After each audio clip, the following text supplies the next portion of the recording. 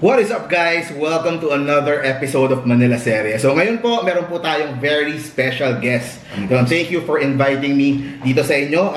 He's a national political strategist and also owner of one of the biggest PR firms in Southeast Asia. The one and only Franco Mabanta. Yeah! Hey man, thanks for having me. Hello bro. I'm so proud of you. 900 videos. Well, thank you. Cow! That's no joke. Masipag tayo. And thank you din sa mga viewers natin who are always watching, always supporting Manila Serie and models of Manila TV. So yun. So I contacted Franco. He's one of known political strategists dito sa atin. So I just wanted to have his thoughts lang.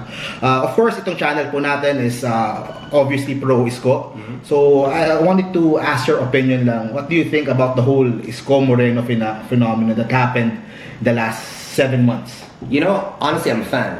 I was not initially. I'm a fan now. And by the way, it is a phenomenon. I have never, at least since Duterte got elected, last 3.5, almost 4 years, you have not seen somebody surge like this, since 2016, right? Like to actually become a national superstar, political superstar, but and like a very viable presidential candidate now.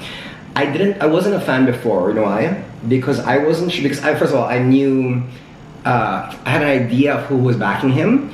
And nothing against that, but I knew how much money they were putting in. So this was my dilemma. I was wondering if I was wondering if I liked him or if I liked the presentation of him. Okay. Those are two very different things. I thought, but what if he's a manufactured star? They fine-tuned and workshopped him and ice and all that stuff. And then I kept watching his videos. I kept like listening to his speeches. I was reading the articles and all that stuff. And slowly, not just me, but every other team of mine, every other teammate of mine, like whether they were part of Malacanang or people in the Senate, the top social media stars, we were won over one by one. Kasi inisip namin, first of all, he's sharp as a tack. He's so smart, clearly smart. And inisip namin, even if he was workshopped and fine-tuned and all that stuff, it doesn't mean na insincere siya. I really feel like after watching him over and over, I really feel like a sense of genuineness. I feel that he really wants to help people. And yes, you could say, the way he dresses, it's so well prepared. Measured lahat and calculated the way he tucks in his shirt, the way his hair is so clean, everything.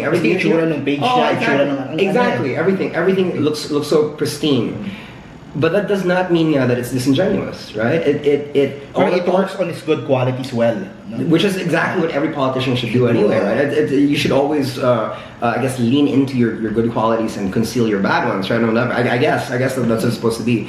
But it really came with, because it's hard because I'm also a PR guy, so as I was observing him, I was seeing all the little tricks of the trade that I guess his PR team was doing also. So I was going, is it manufactured? It's not. And then afterwards I was going, even if it is manufactured, I think it deserves, first of all, ang galing ng PR team niya. Ang galing ng communications team and PR team niya. The way they packaged him has been absolutely brilliant.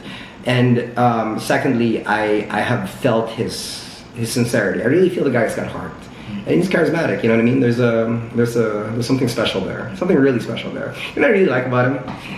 Recently, first of all, like he handled the elections wonderfully well, right? The fact that I like ISKO a lot, but the fact that even my friends at the Estradas got so damaged, they weren't elected into any position. They lost almost everything, right?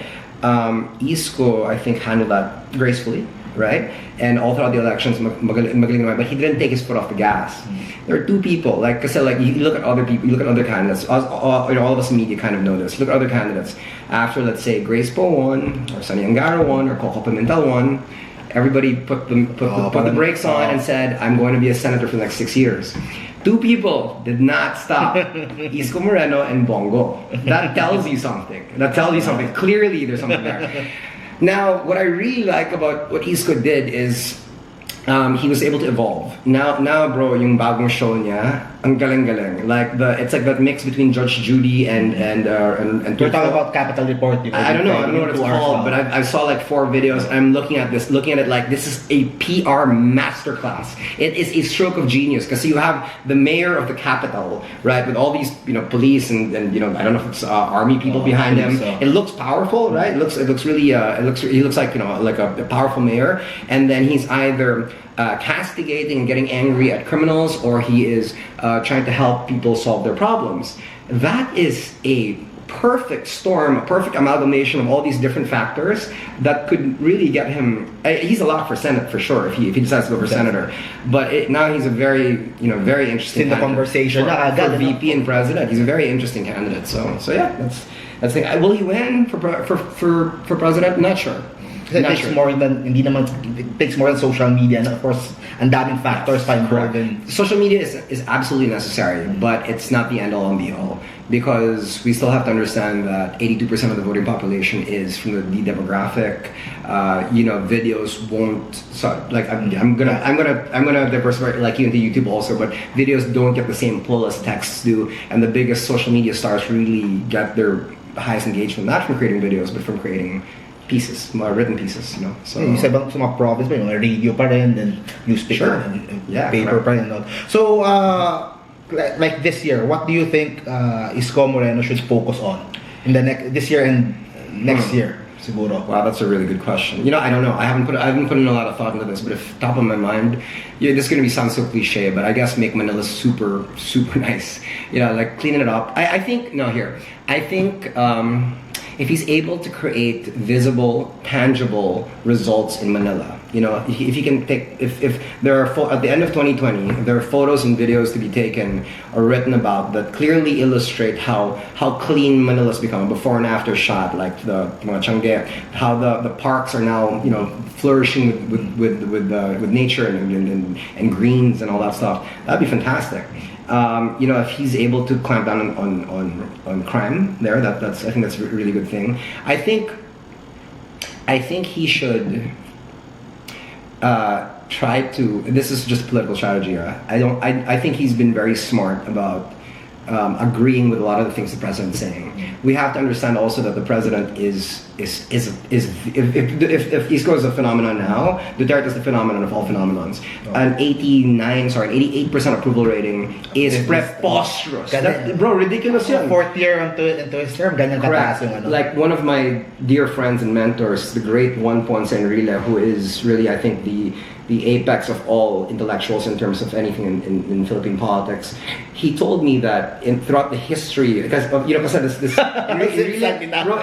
Enrile has experienced every president since Aguinaldo to Duterte. That's pretty crazy, right? So he specifically told me that after every president's third year, their grip on power begins to wane.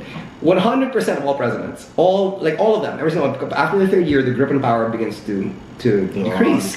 Duterte tumaas. That's the first time it's ever happened. And not only that, in the last survey results, his approval rating went up also in the ABC demographic. Who would have thought? In the richer demographic, naging mas popular siya. He's now more popular than girls and guys. That's crazy. I never thought that would happen also. So I came up. This is an original idea. Now everybody's talking about it, but I had this idea. I published this idea on Facebook 79 days before the Manila Standard came out. Not Manila Standard, Manila Times came out with a survey. I said, you know what, guys? I said this 79 days before the survey came out. So they go, you know what? If he ran for vice president with anyone as president, it would make the next president. Like, let's say if it was his daughter ran for president and then he ran for vice. If it's Bongo that ran for president or he ran for vice, he would basically create a lock for the presidency.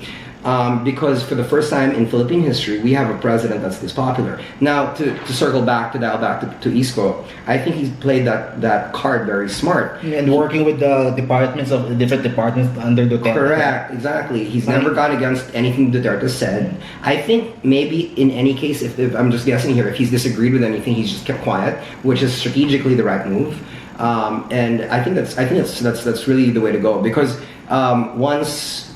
once campaigning starts, whether he runs for Senate, VP or president, when all the mudslinging happens, he'll want as much goodwill from the people, and political capital from the people who've been supporting literally the most popular president of all time. Bro, an 88% approval rating.